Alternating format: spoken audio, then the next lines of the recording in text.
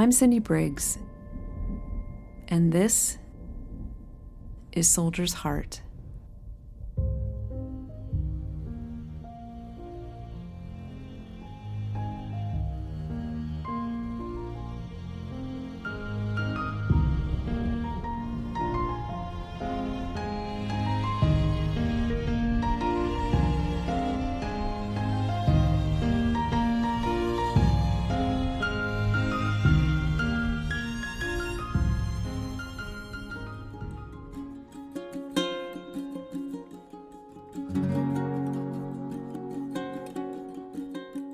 In 2008, I attended a conference in Honolulu.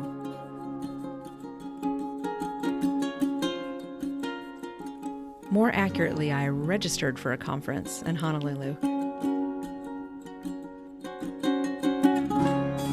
Once I was there, I spent very little time at the conference itself.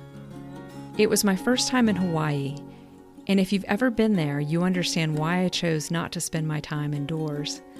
And if you've never been, think of Hawaii this way, as a giant exhale of relief.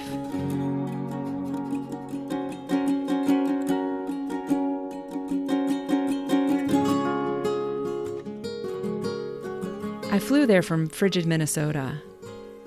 Exiting the airport, I shed layers of jackets and scarves, tempted to drop them on the ground and leave them forever. The air smelled of flowers, and stress seemed like a technical word I read once in a medical dictionary. Every cell in my body relaxed in an instant. That is Hawaii.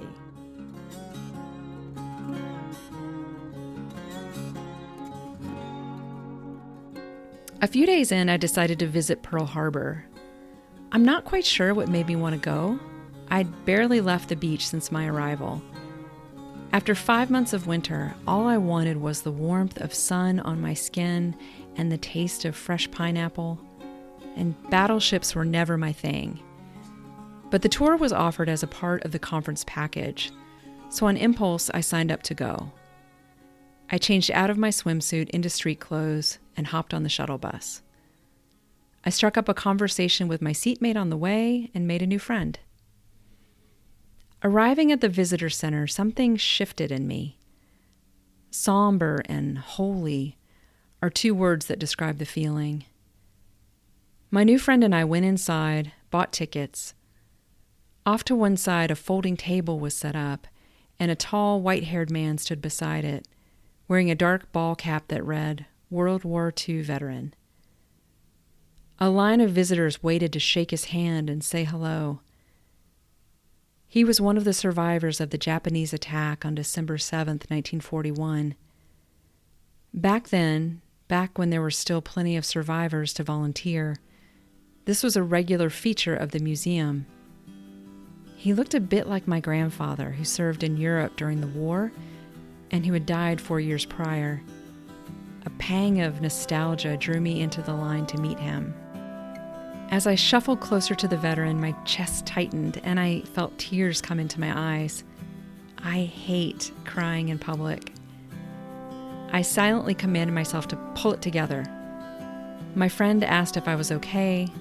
I nodded, my head down, breathing deeply, trying to swallow my feelings.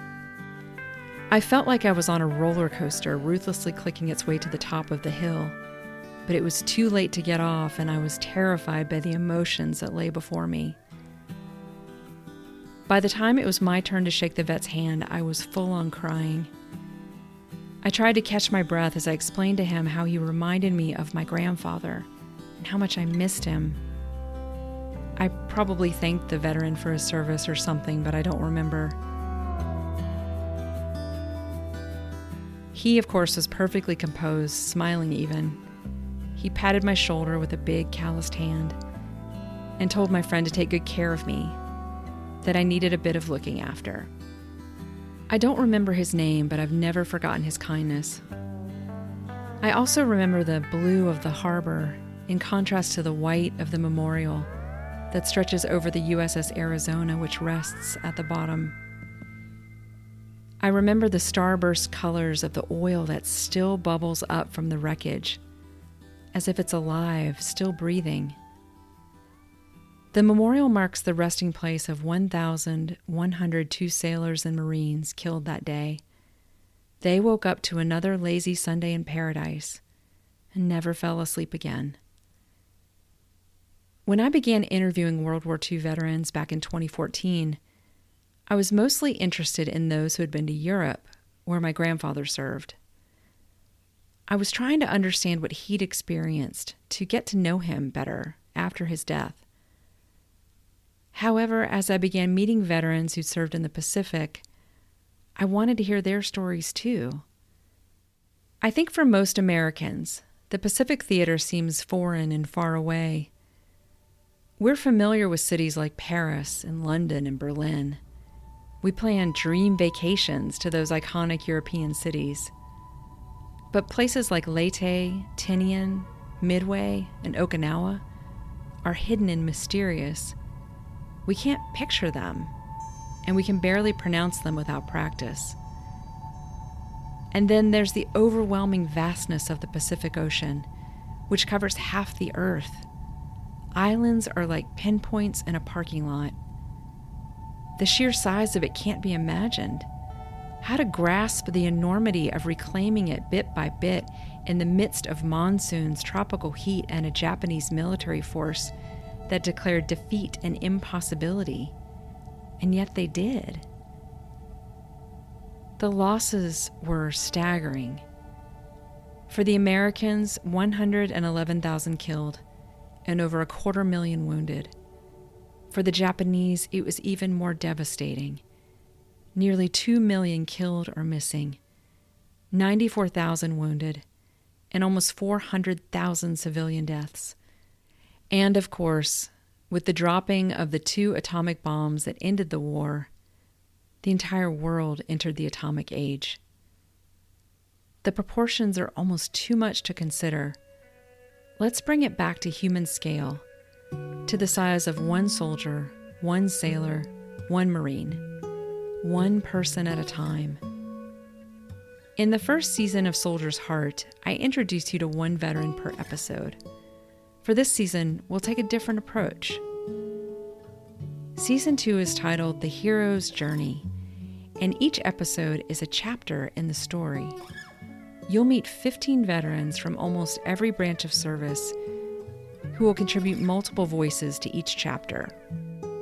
We'll hear how they prepared, left home, survived combat, and eventually returned, changed forever. Keep listening for the first chapter, Before the War, where you'll meet our heroes as young men, boys really, not yet sure of what is to come.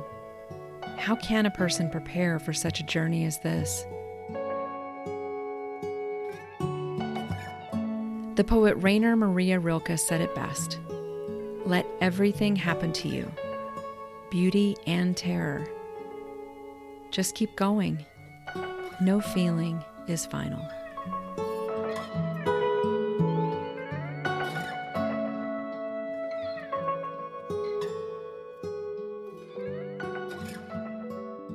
Soldier's Heart is written and produced by me, Cindy Briggs, and features veteran stories from North Carolina. We honor vets by listening to their stories. You can follow along on Twitter, Instagram, and Facebook at Soldier's Heart NC.